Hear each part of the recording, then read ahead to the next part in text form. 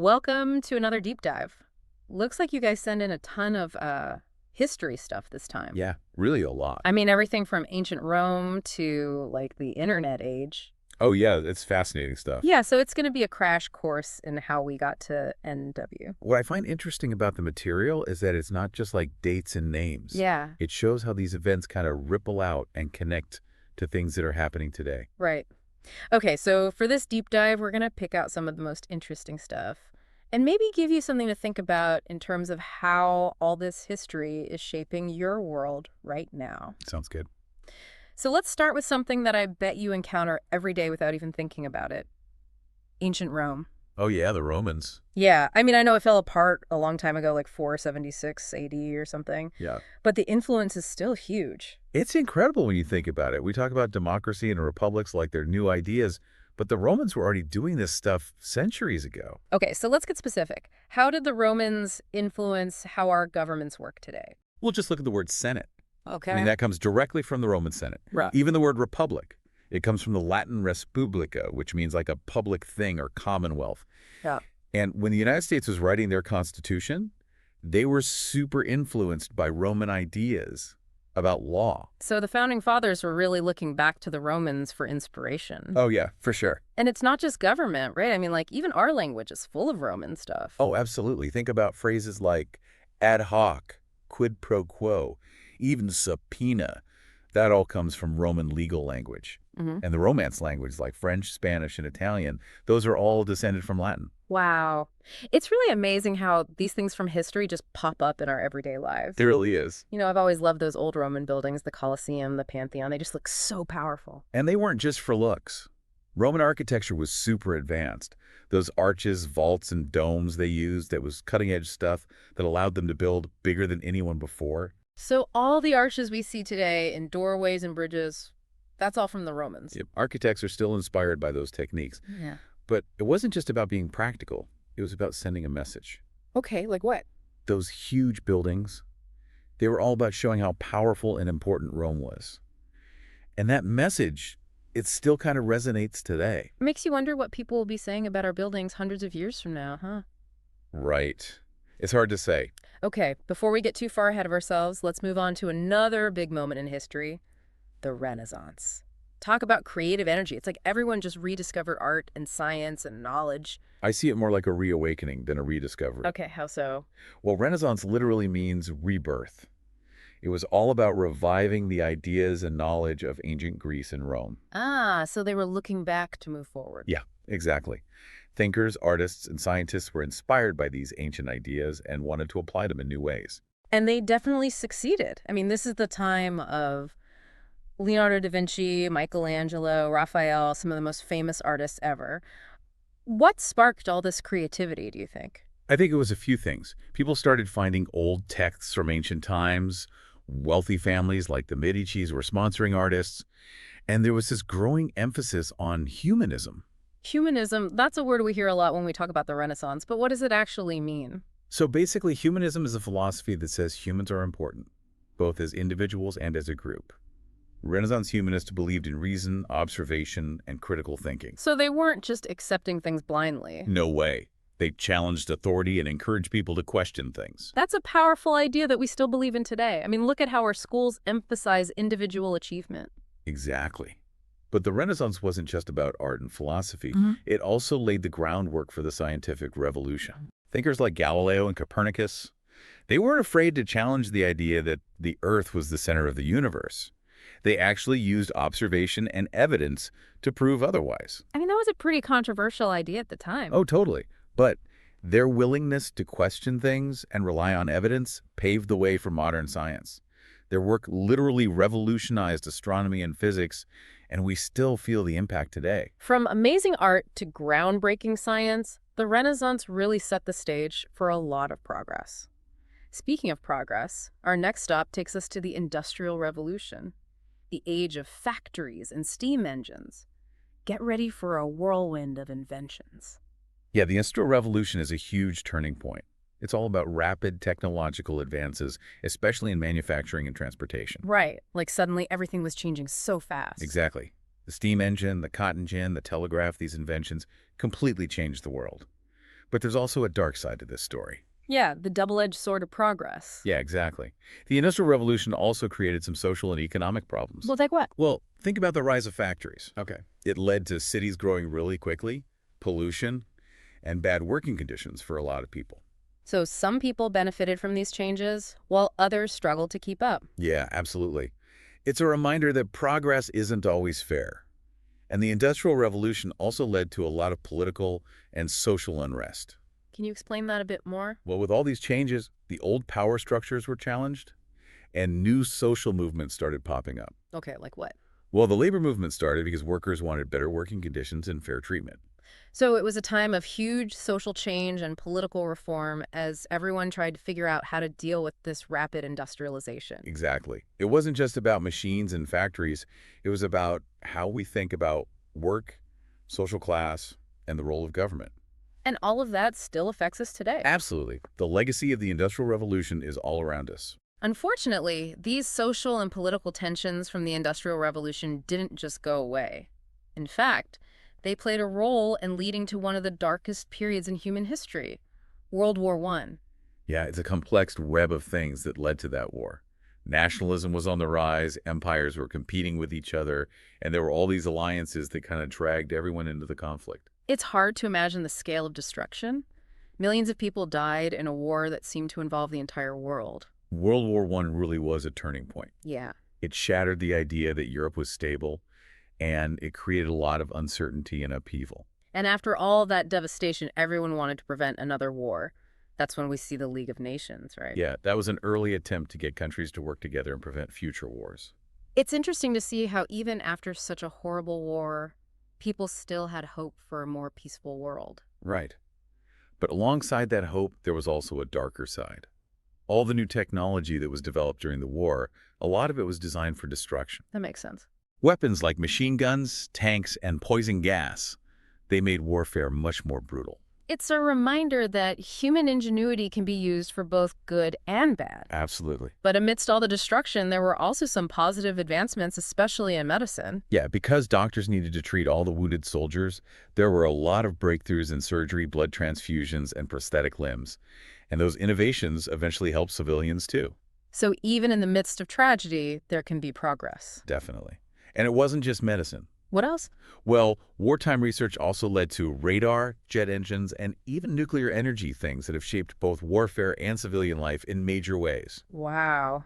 So World War I left behind a legacy of destruction, but also innovation. Right. A complicated mix of good and bad. Sadly, those complications didn't just disappear after World War I. Just a few decades later, the world was plunged into another devastating conflict, World War II. Yeah, it's sad to think that the lessons of World War I weren't enough to prevent another global war. The rise of fascism, economic problems that continued, and failed attempts to appease aggressive countries, all of that contributed to World War II. And this war was even more devastating than the first one. The Holocaust, for example, showed just how cruel humans can be. Absolutely. World War II was a global catastrophe that led to millions of deaths and left a permanent scar on humanity. The Holocaust, in particular, forced the world to confront the horrors of genocide and the need to protect human rights. In the aftermath of all that suffering, people were determined to prevent anything like it from happening again. That's what led to the United Nations in 1945, right? Exactly. The UN was founded on the idea that countries need to work together to keep peace and security. It also aims to solve problems like poverty, hunger, and disease because everyone realized that we're all connected and need to work together. And just like World War I, World War II also led to a lot of new technology. Things like radar, jet engines, and nuclear energy all came from wartime research. That's right.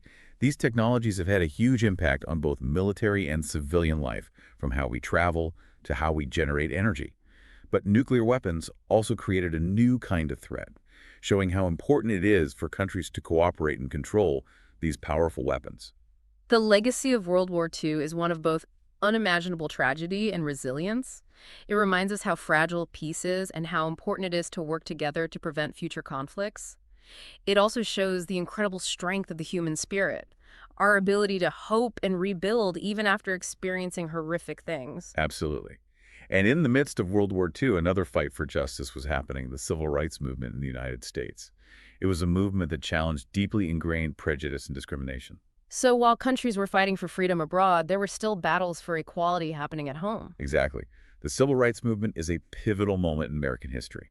It shows the courage and determination of people who stood up against injustice and demanded equality. Think about leaders like Martin Luther King Jr. and Rosa Parks. They faced incredible opposition, but their belief in justice inspired millions of people and changed the course of history. Can you tell us a bit more about the strategies and tactics they used? How did they accomplish so much? They used a bunch of different approaches: nonviolent protests, boycotts, legal challenges, and voter registration drives. The goal was to show everyone how unjust segregation and discrimination were, get the public on their side, and force the government to make real changes. And all of that led to landmark laws like the Civil Rights Act of 1964 and the Voting Rights Act of 1965. Yes. Huge wins in the fight for racial equality. What exactly did these laws change for African Americans? They were absolutely crucial. The Civil Rights Act outlawed discrimination based on race, color, religion, sex, or national origin in places like hotels and restaurants, and also in hiring practices. And the Voting Rights Act aimed to make sure that African Americans can actually vote without facing all sorts of obstacles that were put in place to stop them. So these laws were a big step toward equality and dismantling the system of segregation. Right, a huge step. But the civil rights movement's impact wasn't limited to the U.S., was it? It inspired similar movements around the world. You're exactly right. From the fight against apartheid in South Africa to struggles for equality in many other countries, the U.S. civil rights movement served as a model. It showed the power of nonviolent resistance and the importance of challenging unjust laws and social norms.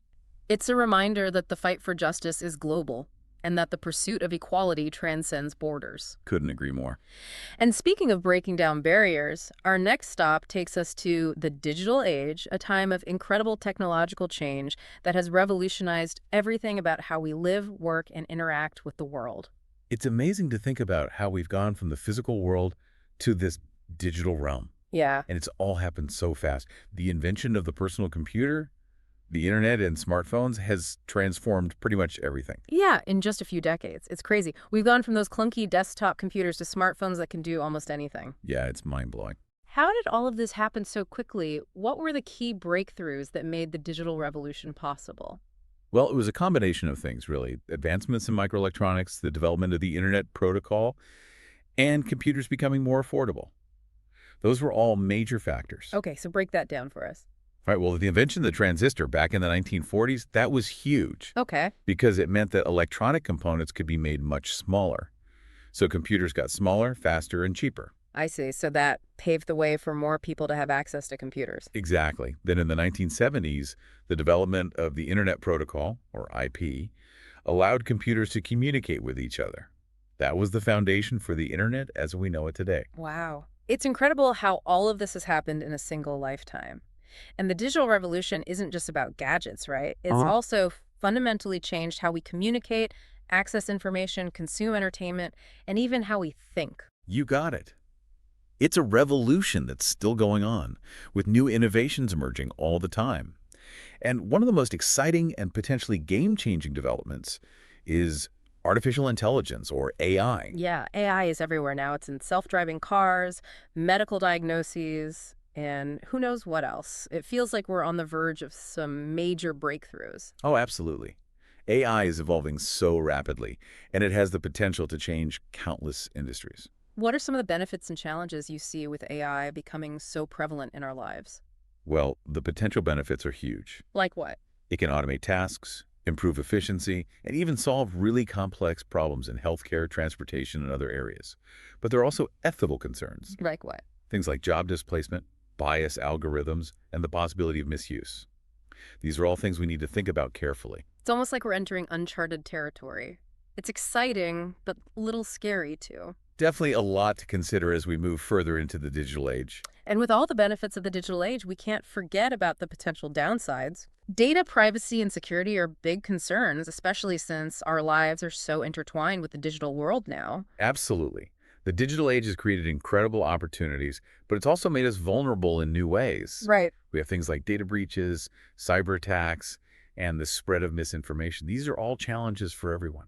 It seems like finding a balance between the power of technology and protecting our privacy and security is an ongoing struggle. It really is. It's a conversation that's only going to become more important as technology continues to evolve. So much to think about. We've covered so much ground already, from ancient Rome to the digital age. A whirlwind tour of history. And it's clear that history isn't just a bunch of isolated events. It's a web of interconnected ideas and movements all shaping each other. A beautiful tapestry of human experience. And we're all contributing to that tapestry even now. Our actions today will become the history of tomorrow. It's pretty amazing when you think about it.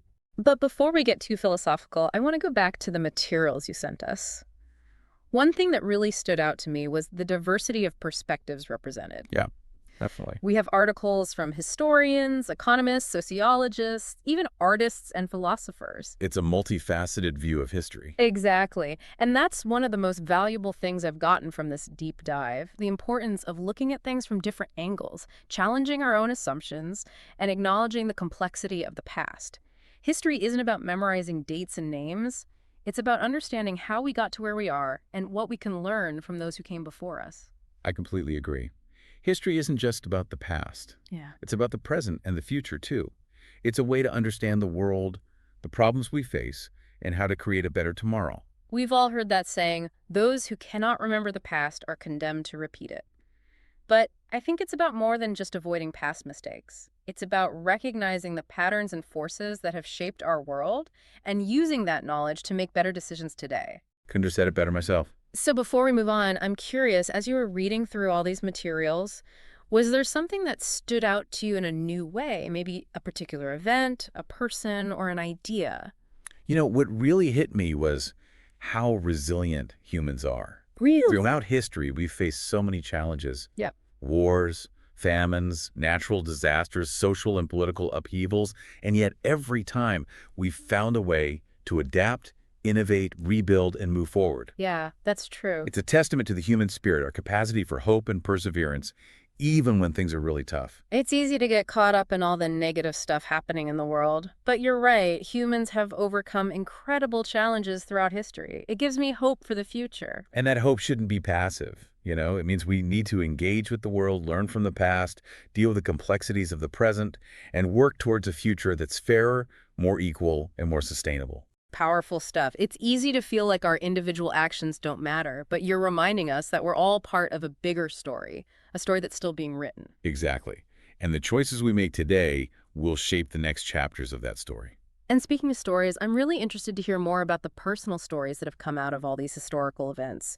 We've been talking about big ideas and global trends, but history is ultimately made up of individual lives and experiences. What are some of the human stories that have stuck with you as you've been exploring these topics? Oh, there are so many. The stories of people who showed incredible courage and compassion in the face of adversity are truly inspiring. Like during World War II, there were so many acts of heroism and selflessness, both on the battlefields and back home.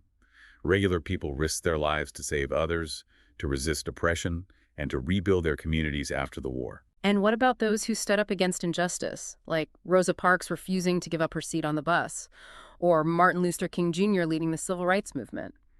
Those stories show how even small acts of defiance can inspire others and lead to big changes. For sure. And their courage is a testament to the power of the human spirit. I'm also curious about the stories of those who lived through huge technological and social shifts. How did they adapt to all that change? What can we learn from their experiences? Those stories are so fascinating. Imagine witnessing the world go from horse-drawn carriages to cars, or seeing the arrival of electricity or the internet. Yeah, that's wild. Those people had to adjust to entirely new ways of life. Their stories show how resilient and adaptable humans are. But they also remind us that progress isn't always easy and that not everyone benefits equally. It's a good reminder that behind every historical event, there are countless individual stories, each one offering a unique perspective on the past. Absolutely. Yeah. And those stories can help us connect with history on a more personal level. They remind us that history isn't just about dates and events.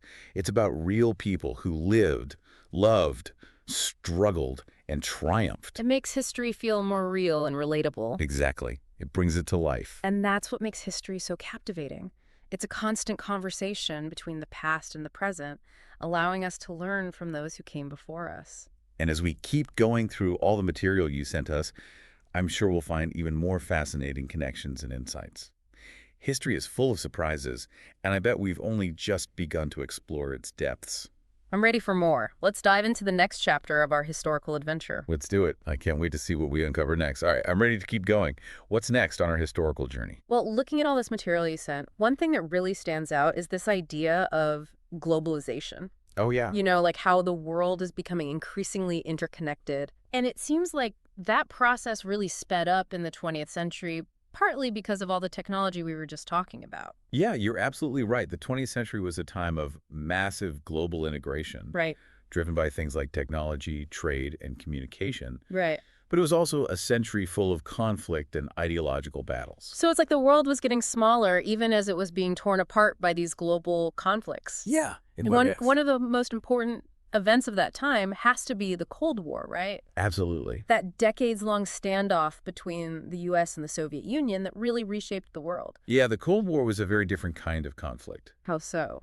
Well, unlike the wars that came before it, the Cold War wasn't about direct military battles. Yeah. It was more about an ideological struggle between two superpowers, each with its own vision for the world: capitalism versus communism. And this struggle played out in all sorts of ways: political, economic, military, even cultural. It's crazy to think that for almost 50 years, the world lived under the threat of nuclear war. I know, right? That constant tension must have been incredibly stressful for people. Absolutely. Even if they weren't directly involved in the conflict, it must have affected their lives in profound ways. Totally. I mean, think about things like duck and cover drills in schools, or the constant fear of spies and propaganda. The Cold War really created an atmosphere of fear and paranoia that influenced everything from foreign policy to pop culture. And it wasn't just about fear, right? It was also a time of fierce competition between the U.S. and the Soviet Union. Oh, yeah, for sure. Like the space race, the arms race, this battle for global influence. Exactly. It was a constant struggle for dominance on the world stage. What were some of the key events that shaped the course of the Cold War? Well, there were a lot of pivotal moments. The Berlin airlift, the Cuban Missile Crisis, the Vietnam War, the building of the Berlin Wall, the SALT treaties. Each of these events highlighted just how high the stakes were and how complex this ideological struggle was. It's a reminder of how interconnected the world really is.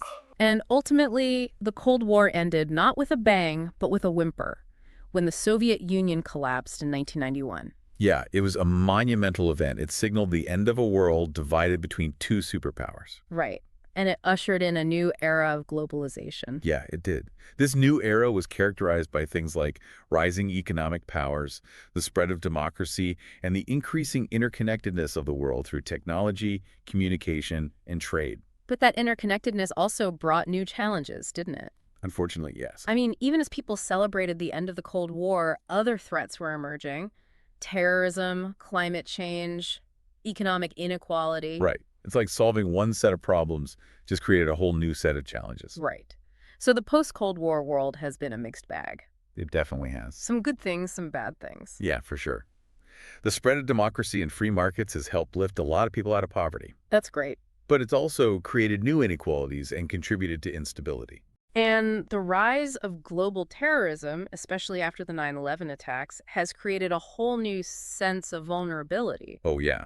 The 9/11 attacks were a turning point, Right. not just for the United States, but for the whole world. Right. They showed how interconnected global security really is and how hard it is to fight terrorism that crosses borders. And it's not just terrorism that we have to worry about. Right. Climate change is another global challenge that requires everyone to work together. Absolutely. The science is clear.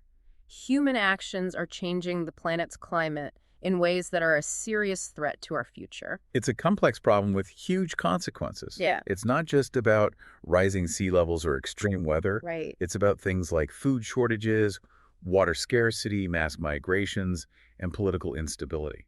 It's a challenge that requires immediate action and a change in how we think about energy, consumption, and our relationship with nature. It can feel overwhelming to think about all these global challenges. It really can. But history also shows us how resilient and resourceful humans can be. That's true. We've faced huge challenges before, and we've found ways to overcome them. Right.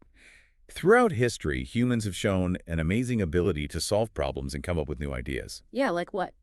Well, think about things like vaccines, antibiotics, or even harnessing nuclear energy.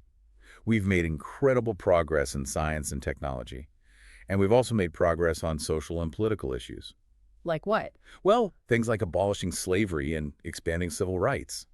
It's encouraging to remember that progress is possible even when things seem really difficult. It definitely is. But it also means we have to learn from the past, acknowledge the mistakes that were made, and work towards a better future. Yeah, you're absolutely right. History can be a valuable guide, not just in understanding how we got here, but also in showing us how to create a more just, equitable, and sustainable world. So it's not just about understanding the past. Yeah. It's about using that understanding to create a better future. Exactly.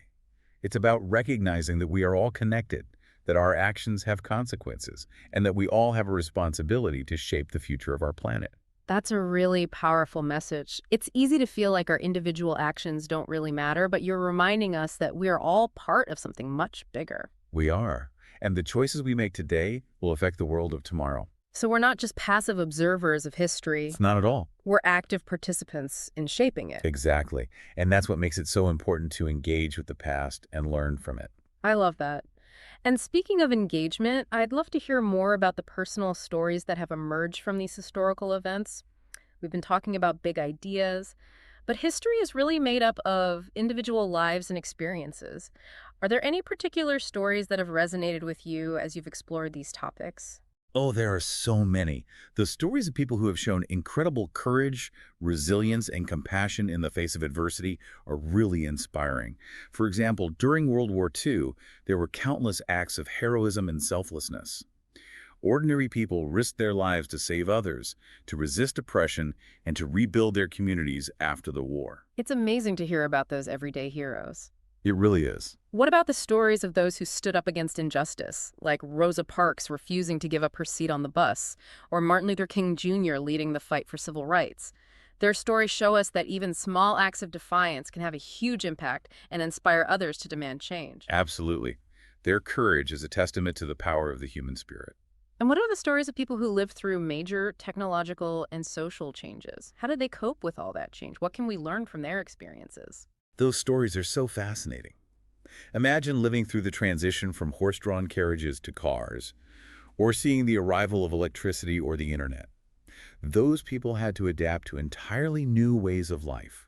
Their stories show how resilient and adaptable humans are, but they also remind us that progress isn't always easy, and that not everyone benefits equally from technological change. It's important to remember that behind every big historical event, there are countless individual stories, each offering a unique perspective on the past. Totally. And those stories can help us connect with history on a more personal level. They remind us that history isn't just about dates and events. It's about real people who lived, loved, struggled, and triumphed. It makes history feel more real and relatable. Exactly. It brings it to life. And that's what makes history so captivating. It's a conversation between the past and the present, allowing us to learn from those who came before us. And as we continue to go through all the material you've shared, I'm sure we'll find even more fascinating connections and insights. History is full of surprises, and I think we've only just scratched the surface. You know, as we've been talking, I've realized that history isn't just a straight line from one event to the next. Right. It's more like a web with everything connected. Yeah, a web of events, ideas, movements, all influencing each other. Exactly, like a tapestry where each thread represents a different part of human experience, and when you put them all together, you get this incredibly complex picture of the past. That's a great analogy. And the crazy thing is, we're all adding to that tapestry right now. That's right. Our actions today will be woven into the history of tomorrow. It's pretty mind-blowing when you think about it. It really is. But before we get too philosophical, let's get back to the materials you sent us. One thing that really impressed me was the variety of viewpoints represented. Oh, yeah. I mean, we've got stuff from historians, economists, sociologists, even artists and philosophers. It's like you curated a multi-dimensional view of history. Exactly. And that's one of the most important things I've learned from this deep dive. The importance of seeking out different perspectives, challenging our own assumptions, and acknowledging the complexity of history. I couldn't agree more. It's not about memorizing names and dates. Wow. It's about understanding how we got to where we are and learning from the past. Right. History isn't just about the past. It's about the present and the future, too. It helps us make sense of the world today, the problems we face, and gives us clues on how to build a better future. Like that saying, those who cannot remember the past are condemned to repeat it. But it's more than just avoiding past mistakes, right? It's also about seeing the patterns, the forces that have shaped our world, and using that knowledge to make better choices now. Absolutely. History can be a source of inspiration, a cautionary tale, a roadmap for change. It all depends on how we choose to use it. So, as we wrap up this deep dive, what's the one thing you want our listeners to take away from our conversation? I'd say the most important thing to remember is that history isn't just a collection of facts and dates. It's a living, breathing story, and we're all part of it. Right. It's a story full of triumphs and tragedies, progress and setbacks, innovation and resilience. It's all part of the human experience. Exactly. And by learning from the past, we can gain a deeper understanding of ourselves, the world around us, and the possibilities for the future. I love that. It's easy to get caught up in the news and all the negative stuff happening in the world, but your point reminds us that humans have faced tough times throughout history, and we've always found a way to survive, thrive, and create a better future. That's right. There's always reason for hope. And that hope isn't about being passive. It's about actively engaging with the world, learning from the past, tackling the challenges of the present, and working towards a future that's fairer and more sustainable for everyone. Couldn't have said it better myself. So, as we close out this deep dive, what's your final thought for our listeners? What do you want them to remember? I think the key message is that history is happening all around us, every single day. It's not just something in textbooks, it's unfolding right now. That's so true. So keep exploring, keep learning, keep asking questions, and most importantly, keep making history. Well said. And on that note, we'll wrap up this deep dive. Thanks for joining us on this journey through time. Remember, history is alive, and we're all part of it.